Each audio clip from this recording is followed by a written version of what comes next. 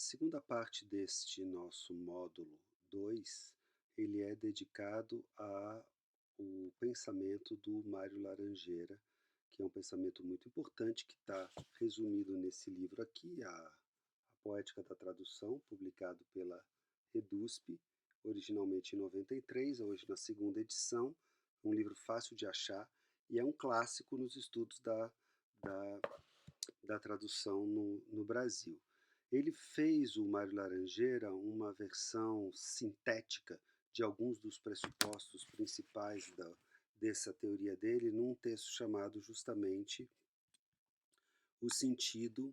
e a Significância, do Sentido e Significância na Tradução Poética. O texto foi publicado originalmente na revista Meta, do Canadá, em 96, e depois, recentemente, há uns anos atrás, traduzido pelo próprio Mário Laranjeira para o português e publicado na Revista dos Estudos Avançados, num dossiê dedicado à tradução de poesia, que eu recomendo fortemente, que vocês podem encontrar facilmente pelo próprio PDF do texto do Mário Laranjeira, tem todas as referências desse número, dessa Revista dos Estudos Avançados. Em relação ao Mário Laranjeira, é muito importante para entender o pensamento dele, lembrar de que ele é formado na escola da semiologia francesa. Se vocês olharem nos textos que tem ali de referência no artigo dele, os mais importantes são o texto do Michel Riffater, que é o livro Sémiologie de la Poésie, se eu não me engano é isso, não, Sémiotique de la Poésie, desculpa, que é um livro de 83. Depois tem o livro do Pour lire le poème, do Jean-Michel Adam, e o Linguistique et Poétique, do Delage e Filiollet, que é de 1973. Então, esses livros aí publicados na segunda metade dos anos 1970 até a segunda metade dos anos 80, são as matrizes teóricas a partir das quais o Mário Laranjeira desenvolve o pensamento dele. E o pensamento dele tem como um dos conceitos chaves o conceito de significância, que pode ser entendido como, diz o Mário Laranjeira, citando Riffater, uma unidade formal e semântica que contém índices de obliquidade. E esses índices de obliquidade seriam as marcas textuais da significância.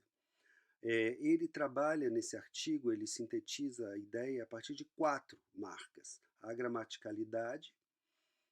o signo duplo, que tem muito que ver também com tudo aquilo que é polissêmico, os interpretantes culturais, que seriam referências culturais, enciclopédicas importantes para interpretar um texto, e o que ele chama de visi-legibilidade, que é a própria disposição do poema na página. Então essas são as 4 dimensões que ele destaca. É claro que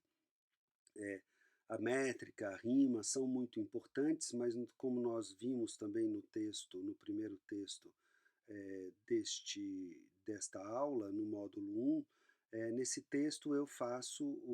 também uma espécie de reflexão partindo do Mário Laranjeira, ou seja, esses 2 textos eles se complementam, tanto o primeiro quanto o segundo, e eles são bem ilustrados pelo próprio texto do Mário Laranjeira. Acho que dá para entender um pouquinho como isso se organiza e a contribuição fundamental que ele deu.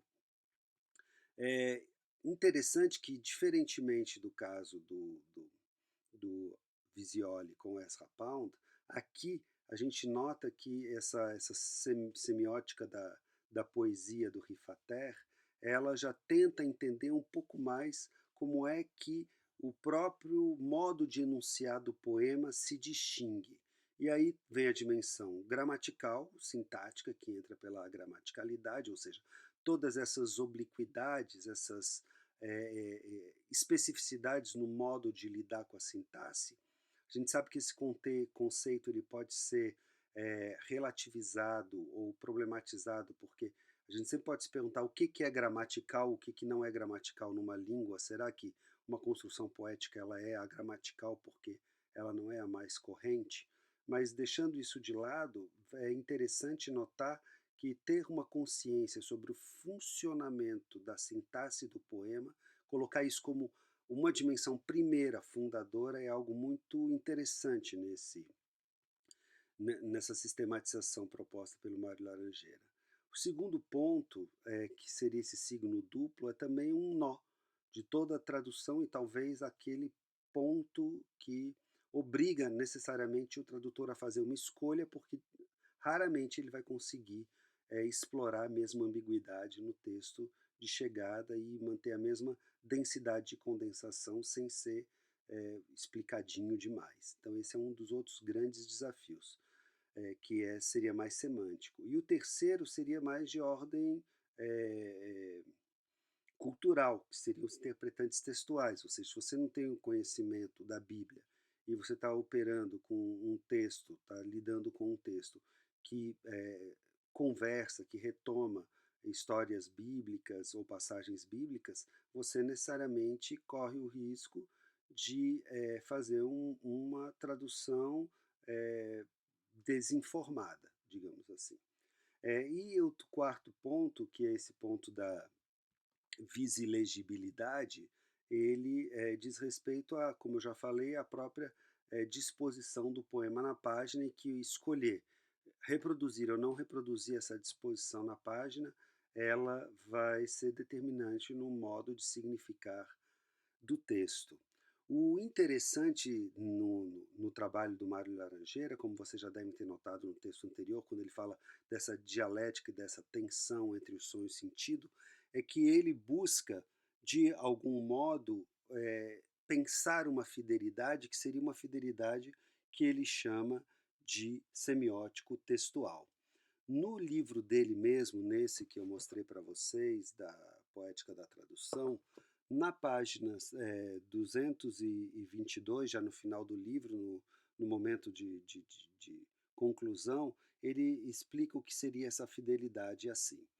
A fidelidade em tradução poética será resultante de um trabalho operado nos níveis semântico, linguístico-estrutural e retórico-formal, todos integrados no nível semiótico textual, onde se dá a significância. Ou seja, olhar para o texto é olhar para o semântico, para o linguístico estrutural e para o retórico formal. Então, nesse linguístico estrutural, entra tanto a gramaticalidade como todas as especificidades métricas e rímicas, que também tem uma relação com o retórico formal. Mas, sobretudo, eu diria que a grande contribuição do Mário Laranjeira é olhar para essas especificidades textuais, para essas marcas textuais, sem perder de vista a dimensão cultural na qual se dá a tradução da poesia. E essa dimensão cultural também diz respeito a todas as normas e todas as regras envolvendo a tradução e ao próprio fazer poético na língua cultura de recepção. Isso é um ponto fundamental também de se ter em mente, que o nosso entendimento, o nosso alcance e o nosso modo de operar sobre um texto, de abordar um texto poético, ele é informado por longas tradições que vão se constituindo com o tempo. E no caso do Brasil, como eu venho repetindo, nós constituímos, para o bem e para o mal, uma tradição que vincula diretamente a tradução de poesia à tradução das marcas retórico-formais dos textos, o que às vezes faz com que a dimensão semântica e a dimensão sintática sejam sacrificadas para a manutenção dessa isomorfia e dessa paramorfia. É um risco que nós sabemos que nós corremos, mas para o qual a gente tem que estar sempre atento para ver em que medida um exagero de vinculação a esses aspectos formais pode impedir o fluxo das imagens fundamentais na constituição de determinados textos poéticos. Então fica aí também